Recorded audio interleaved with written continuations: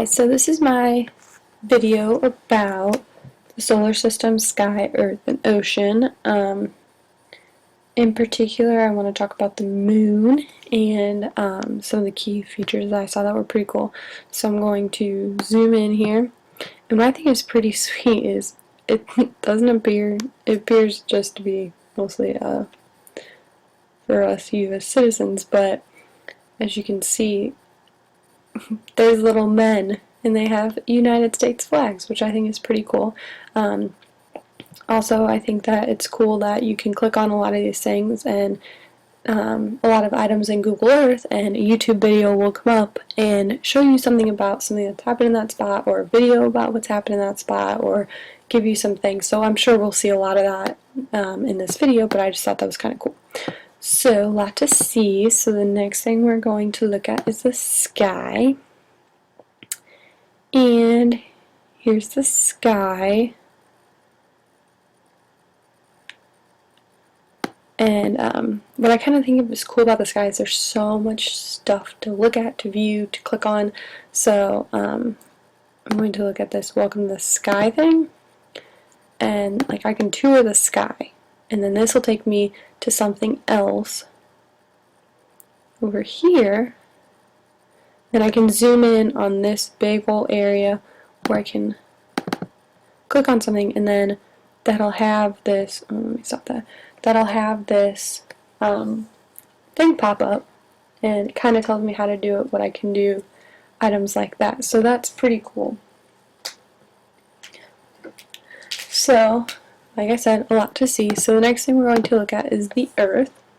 And I'm sure you know a lot about the Earth, but what I think is pretty cool about Google Earth is that you can add pins. And so if I knew that I'm looking at the Earth, and what I think is cool, like I notice it a lot when I'm looking at like news articles, and it's a video and they're particularly showing a certain thing. They actually are probably using pins and just not showing us. And so what I can do is I have a pin already set, and then I can double click it, and Google Earth will go directly into that pin. And so as you can see, I named it Robert Bell, and so it pins Robert Bell, but then that's directly on that building or in that town or wherever it may be, and they can show us. So it's obviously useful in many ways, not just for education, not for just people messing around or wanting to see something, or taking videos or taking pictures of something. It's very useful in the world today. The last thing that I want to see is, oh, you can't see it there. So I'm going to go over to my search bar and search. I actually searched the Titanic and I can't get it to show me it, but I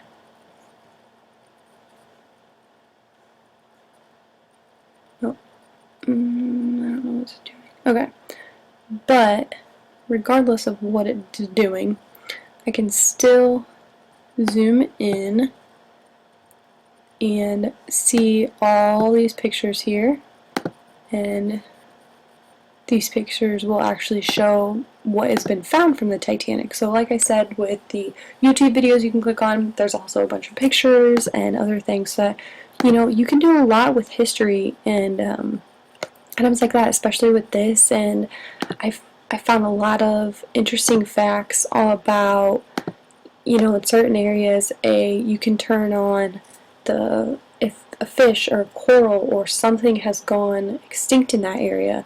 So I thought that was pretty cool. But in particular, we're going to go into the ocean here, and we're going to then look up.